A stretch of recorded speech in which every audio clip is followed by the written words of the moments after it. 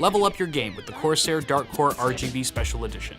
The mouse features a trio of connectivity options including 1 millisecond wireless, low latency Bluetooth, or wired connection. 9 programmable buttons and 3-zone backlighting can be customized and saved to the onboard memory, and an ergonomic shape ensures hours of supreme comfort and grip. To learn more, click on the link below. What's going on, guys? Welcome back. So today we're actually going to be assembling a budget gaming PC in the price range of around $775, which was the cost of everything that you see here at the time of filming. Basically, the point of today's build is to build a decent gaming PC that can also handle streaming, particularly with the title Fortnite, as it is the hottest game right now. So hopefully it's relevant enough and some of you guys are interested in building a PC similar to this one. The other thing that I wanted to mention is that we'll actually be doing a streaming test. That'll be a separate video from this one, and it's going to be weird because the streaming video is actually going to hit the YouTube channel before this video does, and the reason for that is because this video actually has to live on Floatplane a week early, so there's going to be a bit of swaparoo time travel stuff going on, so hopefully that's not too confusing. That being said, we are going to do a little bit of gameplay testing with Fortnite at the end of this video, so make sure you stay tuned for that so we can check on the performance of the system we've just assembled. So starting with the parts here, we've got an AeroCool Cylon. This is a $50 case, and it's super budget. It's got a tempered glass. No, actually it looks like tempered glass, but it's actually acrylic, and somehow it managed to ship without any visible scratches. It's kind of miraculous. We'll see exactly how long that lasts though. Additionally, we have a couple 120 mounts at the front, a 120 fan at the back. There's enough room for cable management behind the motherboard tray. There's a power supply basement, so you can route more cables there for a cleaner looking system. Proper dust filtration. You also got USB 3 at the front and a built-in micro and regular SD card reader, which is kind of interesting for a budget PC or a budget case, but okay. Full disclaimer, full disclosure, AeroCool is sponsoring this build as well as the case, obviously, so without them, this build and this video would not have been possible, so thanks to them. If you want to check out this case, I'll put a link for that in the description, along with all the other components that we have here. Additionally, we have our CPU, which is the AMD Ryzen 1600, a fantastic CPU, still one of the best bang for the buck options on the market, in my opinion. It's got 6 cores and 12 threads, and honestly, if we weren't making this a streaming-oriented PC, we could probably get away with a much cheaper CPU than this one, but the multi-threaded element here is really going to help us out on that live encoding aspect. We also have an Asus Prime B350 Plus motherboard, a tried and true option in my experience personally, that is also going to be able to get us some pretty decent overclocks with our CPU. It's got all the connectivity we'd also need for a budget gaming PC. Memory, we have a dual channel 8GB kit of G.Skill Ripjaws 5 DDR4 at 3200 speed. And remember, memory frequency is very important when it comes to a Ryzen-based system because of its integration with Infinity Fabric and how it works in the Zen architecture. If this was an Intel-based system, we probably could have gotten away with a cheaper / slower kit, but all things considered, this should actually help our frame rate out quite a bit. Our graphics card is the GTX 1050 Ti from MSI. Now, I don't have the actual retail packaging for that card, so we're using a 1050 box with some slight modifications there, as you can see. But this is a great card. It's got a 4GB frame buffer. It should be plenty for Fortnite, as I think the recommended specs is a GTX 660 on the GeForce side. And since we're several generations ahead here with the Ti model of the 1050, I think it's going to be just fine to tear through some frames in that particular title. It's also one of the cheapest 1050 Ti's you can find right now on the market across Amazon and Newegg. I think the retail price was $220 on Newegg, which is at least 10 to 15 bucks cheaper than all the other models I could find. We also have a 550 watt power supply from EVGA. There's no other gaming oriented branding here. It's more of a budget entry level unit, but you still get 80+ bronze certification, and the cables are all sleeved in black. So even though we have a budget system here, we don't have to compromise with any nasty ketchup and mustard cables, thank God.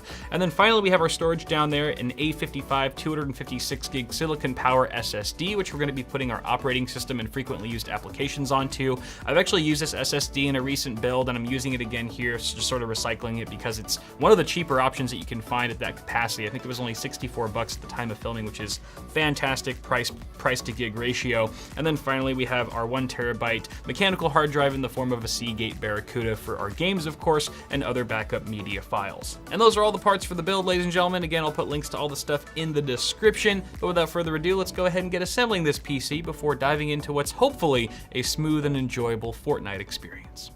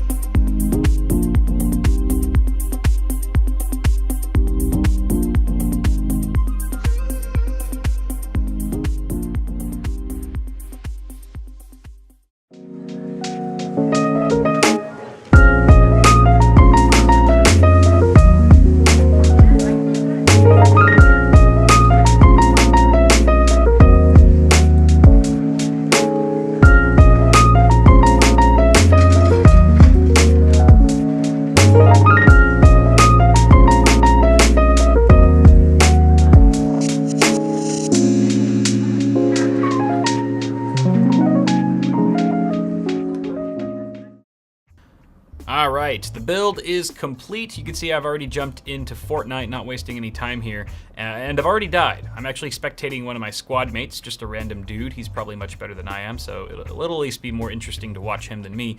And we still get a look at the performance that we're getting on this PC.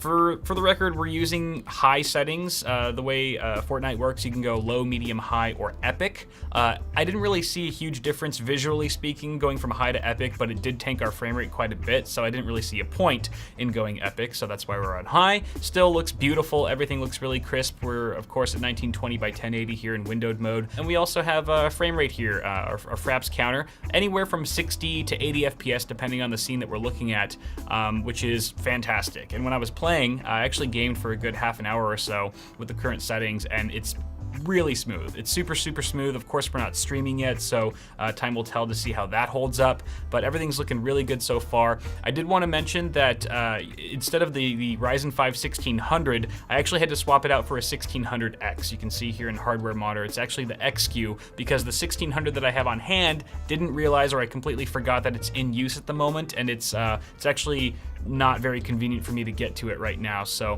that's why I had to swap it out for the X. But this is overclocked to 3.9 gigahertz, which a non-X 1600 should be able to hit no problem unless you get really unlucky and you have a below average chip.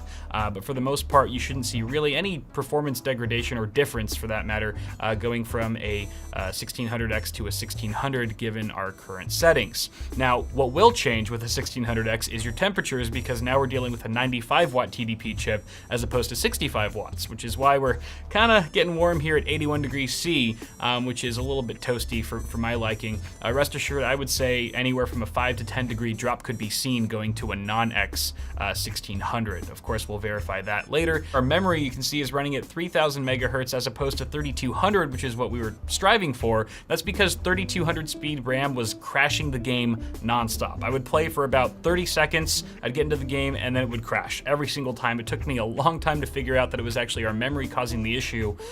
Just the actual frequency was too high. I'm not sure if it's an incompatibility thing or it's just not playing nicely with the game. Could be a little bug in the game, who knows. But dialing it down to 3000 megahertz doesn't affect our frame rate all that much, going from 32, and it does allow us to play the game very stably, so that's what we're running at there. As far as our GPU goes, I did overclock our 1050 Ti with a 170 megahertz offset on the core clock and a 300 megahertz offset on the memory clock.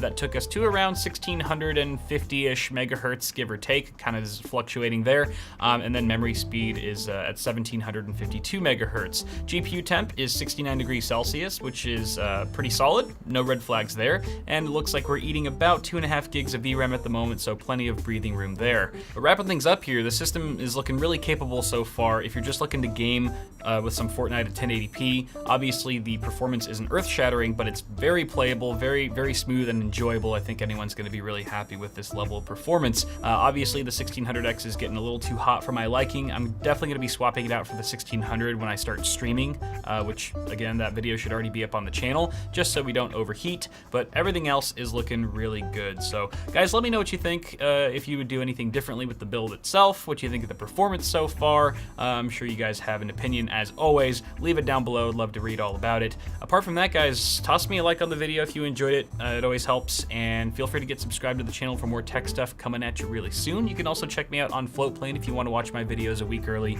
without ads for $3 a month. I'll leave a link for that in the video description. Apart from that, thanks again for tuning in. Have yourselves a good one, and I'll see y'all in the next video.